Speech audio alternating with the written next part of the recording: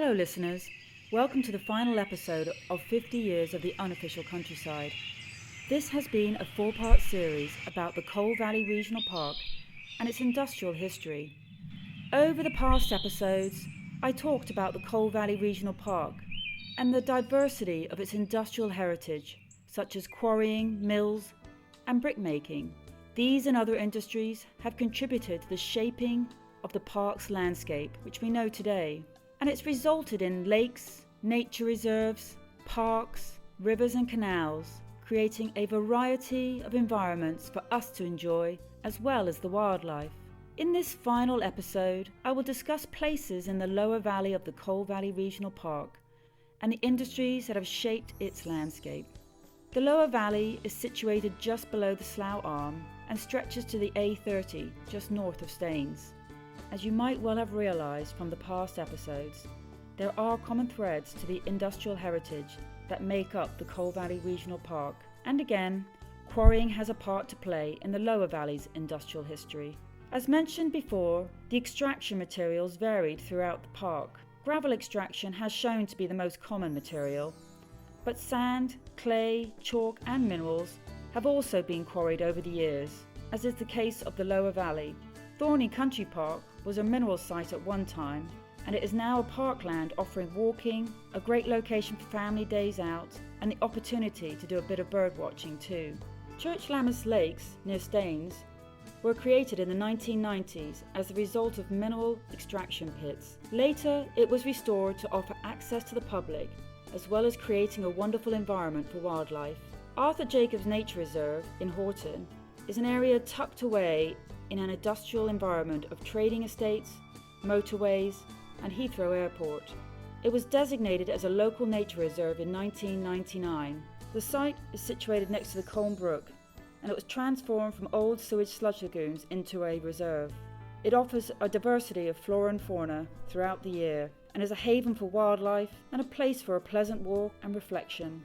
Similar to the River Fraze, the Duke of Northumberland River is also a man-made river.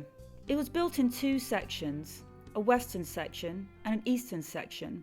The western section runs through Harmondsworth Moor and was constructed during the reign of King Henry VIII to supply water to mills. It is now an integral part of the Harmondsworth Moor landscape.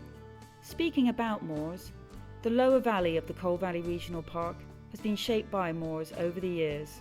Harmondsworth Moor has a varied history. In 1936, it became a storage site for some large stones, as Douglas remembers. When they demolished Waterloo Bridge, it went up to the war. It was the last major contract at the outbreak of war, because everything stopped, but they had to finish off Waterloo Bridge because it was important. They brought the stones down and put them in the moor, one stone at a time, and they stacked them all. When I was a kid, they had the Morgans had taken over. They were making curbs out of it, and they had these big huts. These chaps were working in overhead belts, whisking big cranes used to go running up and down. I well remember seeing, I knew some of the chaps who lived in the village who worked it, and then the others stayed for a long time, but some of the tougher kids, I couldn't do it. There was a big gravel pit there, and they used to dive off of these stones into this gravel pit. Took a terrible risk. Some of these stones were later used to help landscape the moor. During World War II, it also witnessed a tragedy, as Douglas recalls. When I was a kid during the Second World War, and we were up sleeping in the bedrooms, right, I was a bit low in the bombing and the problem, and suddenly this terrible roar about 2 or 3 o'clock in the morning, and this bomber came right over the top of our house, and it went down onto the moor and crashed, and all the crew were killed. It was very tragic. And we thought, no, it got all cleared up and went back to farming. And when I found out British Airways were taking over their headquarters, I contacted them saying, are you aware that, there was a wartime bomber came down in the field, put him in Memorial up. And they did, and they flew the descendants from Canada over and paid the fare for the people to come down from those who still had relations, and it was a jolly good event.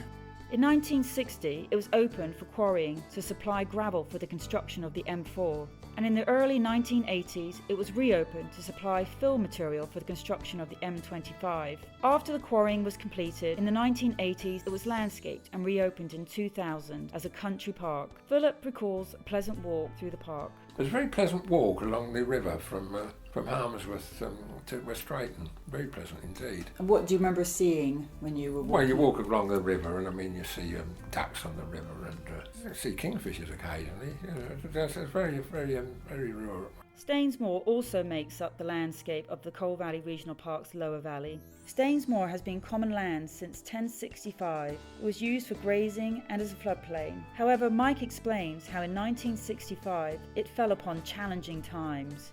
In 1965, the person that used to own this farm, Len Lucas, he said, "Have you seen the notice on the notice board at the council offices in Staines?" So I said no. And it said all common land in England has got to be registered. And it was Harold Wilson's government who decided that because there was an enormous amount of common land throughout England, that if any was registered it could stay as common land, but any bits that weren't could probably be used for development.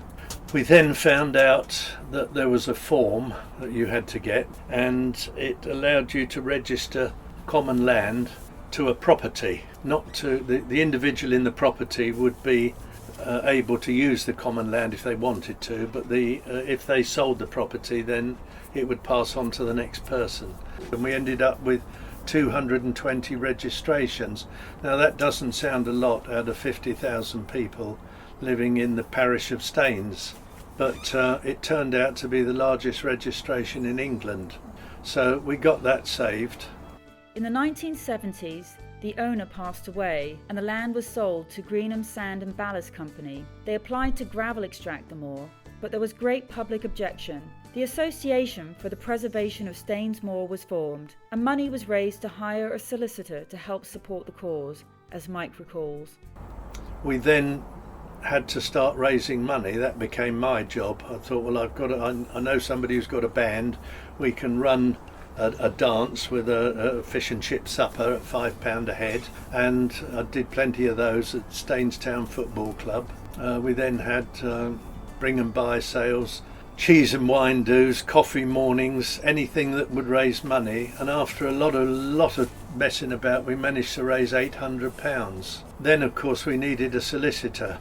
The case went to a public inquiry, and eventually it was deemed that it wasn't fair to take the land away from the common people. Stainsmoor was saved. Over the years, some of the land has been used to build motorways and roads, as well as a reservoir, but there is still enough land for the registered commoners to graze their livestock.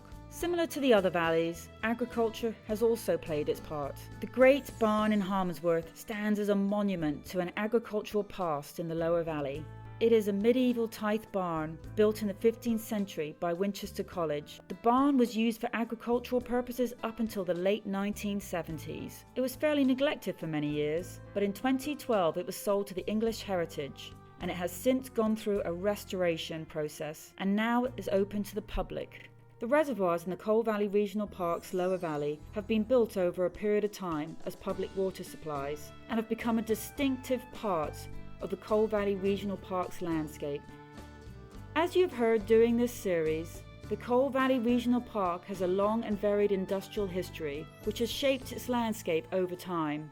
Over the years, the park's landscape has been shaped and formed from its industrial history, from the forming of the Grand Union Canal in the late 1920s to compete with the railways and improving road systems. It has now found a new life in the leisure industry. From rivers used to run mills and supply water to the watercress farms, they are now places to enjoy watching wildlife and fishing. From the quarrying of gravel, sand, clay, chalk and minerals, a chain of lakes and parks have been created. From farming and agriculture, which has created paths and fields, as well as the Harmsworth Great Barn, which has created a historical monument to the industrial past. And reservoirs have also played a part in the landscape of the park, some of which have become places for recreation and wildlife havens. I hope you have enjoyed hearing the stories, memories and knowledge shared by people who have lived, worked and enjoyed the Coal Valley Regional Park. I know that I've only scraped the surface of the industrial heritage of the Coal Valley Regional Park, but now when I visit a place in the park, I feel that I see more than just a lake, canal, nature reserve or country park. I see a place that has been born from something else, whether it's digging gravel, ferrying cargo, farming watercress or milling flour. I see people whose lives are embedded in the park and its landscape. Thank you for listening. This episode has been supported by the Heritage Loss Refund.